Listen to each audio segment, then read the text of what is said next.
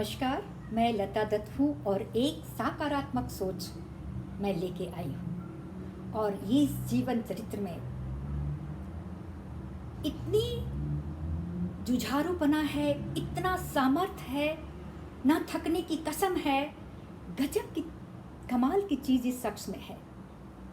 कहावत है कि अकेला चना भाड़ नहीं फोड़ता, पर ये अकेला चना भाड़ फोड़ के दिखाया कि हाँ, एक अकेला शख्स यदि उसकी सोच, उसकी थिंकिंग, उसके विचार उन्नत और बड़े हों तो बहुत कुछ कर सकता है। उनको सच में नमन करने के मन करता है। आजकल हमारा पूरा दुनिया पर्यावरण के लिए देश के सरकारों ने कितने सारे खर्चे किए हैं, पर वो अभी तक कामयाब नहीं हुए हैं। पर एक शख्स का मैं नाम लेती हूँ, ये है जादव पयांग, जिनको कि वहाँ के ये आसाम के हैं और आसाम में इन्हें मोलाई पयांग के नाम से जानते हैं। और इस शख्स ने देखा कि ब्रह्मपुत्र के बाढ़ में कितने जीव जंतु मर गए, क्योंकि जब वो ब्रह्मपुत्र नदी बरसात के बहकावे बाढ़ लेके आती है, बहुत ही झकझोर के वो बलुआही मिट्टी पे पटकती है और बहुत सारे सांप, जल के प्राणी, स्थल के प्राणी उस चपेट में आके मर जाते हैं और वो जगह दुर्गंध से भर गया। जिससे क्या हुआ, जादव पयांग जी को बहुत दुख हुआ। हे भगवान, इतने सारे जीव जंतु मर गए।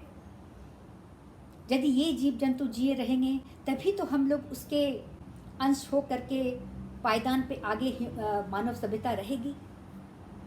तो उस दिन उन्होंने प्रण ठाना, मैं अकेले ही पूरे ब्रह्मपुत्र के बेल्ट को, ब्रह्मपुत्र के ये बलुआही मिट्टी को मैं ग्रीन रिवॉल्यूशन में टर्न करूँगा, जंगल सजाऊँगा।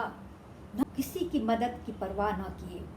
वो खेतिहर थे, जगह जगह पे जहाँ कहीं भी उन्हें पौधा मिलता था वो बस उनको गाड़ के रोपने के लिए बन जाते थे और वो रोपते ही गए। और पता है, 550 हेक्टेयर जमीन में उन्होंने ग्रीन रिवॉल्यूशन लाया।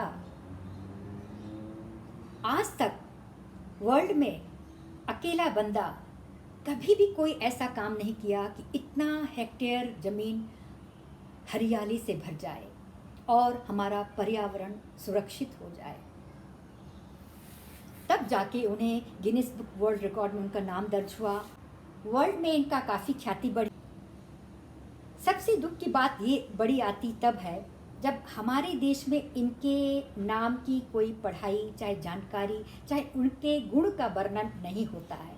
पर अमेरिका के ऐसे देश में इनके जादव पयांग की पढ़ाई होती है कि वो एक शख्स इंडिया में है जो ब्रह्मपुत्र के बेल्ट में 550 हेक्टेयर ज़मीन में अकेले बगैर कोई किसी मदद के ग्रीन रेवोल्यूशन पर्यावरण के लिए लाया। और उनकी सोच को हम लोग दाद देते हैं और वहाँ की शिक्षा में ये कहानी शामिल है। कितनी खुशी की बात है।